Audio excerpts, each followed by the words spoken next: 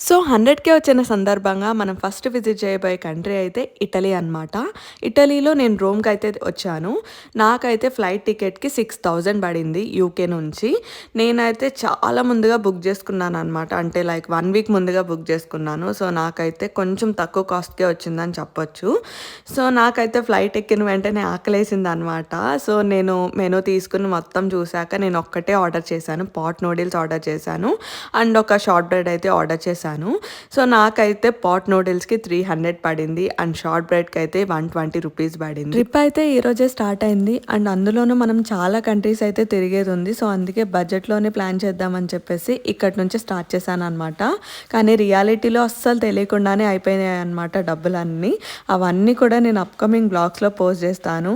అసలు ఏమేమి చేస్తే డబ్బులు కొంచెమైనా సేవ్ చేయొచ్చు అని చెప్పేసి. సో ప్రస్తుతానికైతే నేను ఇలా నూడిల్స్ తినేసి రూమ్‌లో అయితే దిగేసా.